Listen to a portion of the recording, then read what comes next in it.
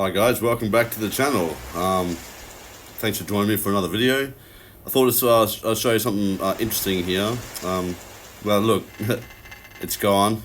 So I'm not sure when it disappeared. I think it disappeared in the last 10 hours or so.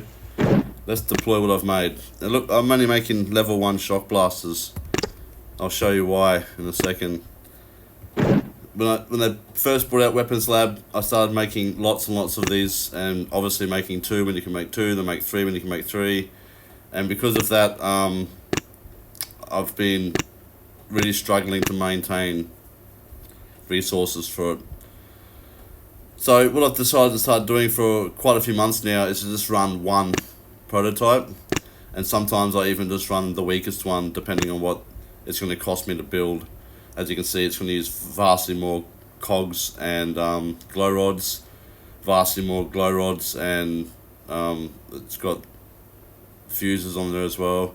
This one's the lowest one, so I've been picking these ones to make lately, and you'll see why. Now, you do get attacked on your map, but you don't get attacked more than the map will reload you. Your map isn't looking at your base going... The AI isn't looking at your base going, oh, you've got no defensives, I'm going to put you on everybody's map so you can get wiped out. Nah, that doesn't happen. You just get reloaded onto the map regardless of what your base looks like. There's a few other players that have demonstrated this by, on their base, they're maintaining a very high victory level over the 1,100 mark, and they've got no defensives, just to play games, to see what it ends up like, and they're not struggling. So what I'm getting at is that defensives do help protect your base, but they don't get you rated more if you don't have them. Now, look, I'll show you what I've had in the last 24 hours.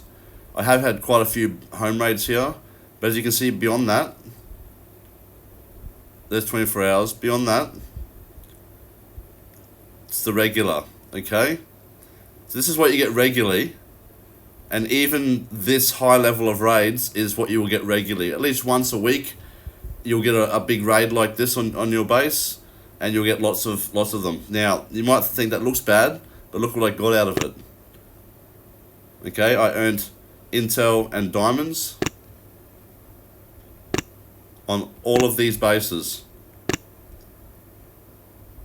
Now, what I'm getting at is that I know for a fact at least 10 hours ago, that prototype was gone. Okay, I forgot to put it back on there last night.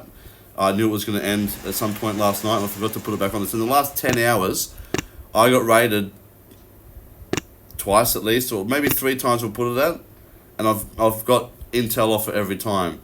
And before that, I've been raided several more times, and I got intel off that every time, and I was only running one prototype. So what I'm getting at is, pick your prototypes wisely. I mean, they all do different things, obviously. What I'm getting at is that a lot of these are useless towards giving you intel and stuff like that. I've picked, and I always pick shock blasters. When doom cannons are out, I also pick doom cannons, because they deal a great deal of damage, and you'll pick off quite a few troops in an attack with that. And I pick shock blasters and only go for the lowest one sometimes, because the lowest one works to slow down troops that are attacking your base. So when they move in and the shock blaster's hitting them, even though it's only shocking them for a second or 2, it's long enough to help the cannons pick off a couple of them, which is obviously what's been going on here with all these raids, okay? Especially these 2 that I know for a fact had the shock blaster. Possibly this one had it as well, but I'm not sure. So what I'm getting at is that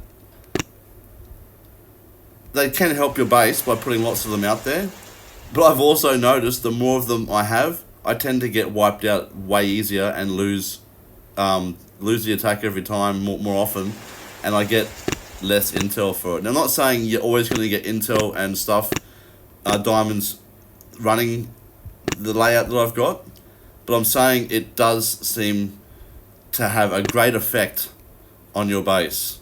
Okay, it really does help running one, especially when you're running low of resources for your prototypes. So let's quickly see what's happened overnight here, and I'll just reload everything. Let's wipe out all the destroy bases. I think I ended yesterday at about 1,118. I've come quite down from that. I've lost 20 VP overnight, but that's okay. All of that was joy bases it's given me. It's already given me 5, 6, 7, 8, 9. Wow, I didn't play it 24 hours ago, that's a while. I put the game down for a bit. That's okay. Back up to 108, that's okay. And what have we got here? 2, 4, 6, 8, 10. That'll put me back up to where I was. And it'll put me 2 over. I've noticed it's slowed down a lot in how much it gives me to increase my VP every day. And it was sitting me on 1,103 for a while. And then I pushed up to 1,111 and managed to sit there for a while. Now it gave me a push and it got me to 1,100 and nearly 20. This will put me at 1,120. So it's slowed down in the VP take, simply because the base isn't reloading as much as I would have liked it to. As you can see, I've only got like 6 bases on my map here. Yesterday it gave me 8. So, you know, like, now that could be because I'm being raided, and that raid's taking the place of a base taking my map. So maybe blue statues and stuff like that, and even more prototypes can help with that respect. But I don't know.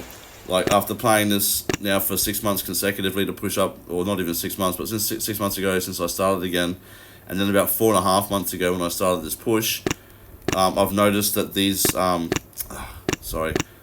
these raids come and go like this. You'll get a big section like this once every now and then, every week or so, and then you get massive sections like this where it just goes to what you call a regular amount. So yeah, that's just a simple, quick video on why I lay my base out like I do. I don't even care if people rate it, to be quite honest, and make intel from me. They go for it, you know. I'm not trying to stop anybody. I run this base because it's one of the most simple to keep for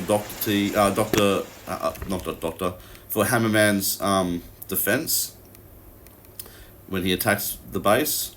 It gets me through 5 levels, and the other 2 are negligible because, as you can see from my intel take here, it's not even Friday yet, and I'm sitting on 94 intel already. I'll get to about 120, 130 intel, and as you can see, I've shown you this before, but as you can see from the stats, 148 last week.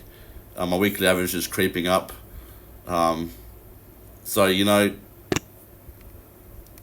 I don't try for the last 2 stages. I'll have a go and see if I can luck my way through level 6 or 7, but usually just get 5 out of this layout. And that's why I only run 1 prototype at the moment, because it's helping me with maintaining my resources.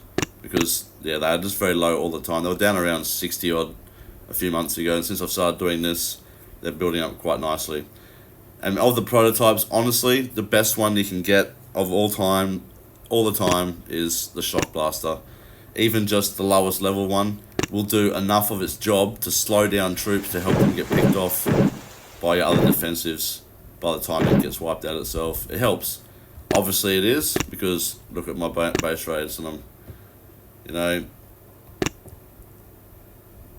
and this is why I use, this guy might have died on purpose. I only killed 5 of them. I only killed 5 of his troops here, look, and that still gave me intel, because he lost. No, because they won, but I still got intel out of it. So yeah, let's have a look here.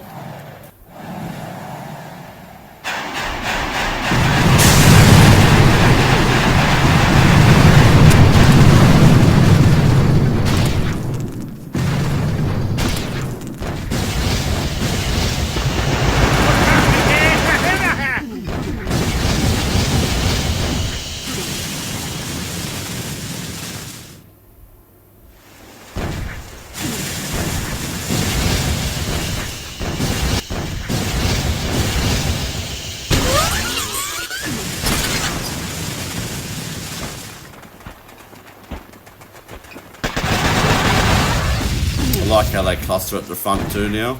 I think that makes sense. That's the closest point to the target.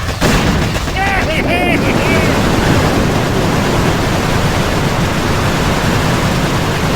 we go. They still got me intel. You know? So, what can I say? Just something different to show you there.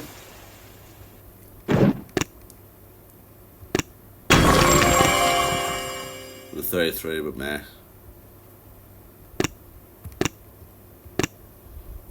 Ready to go.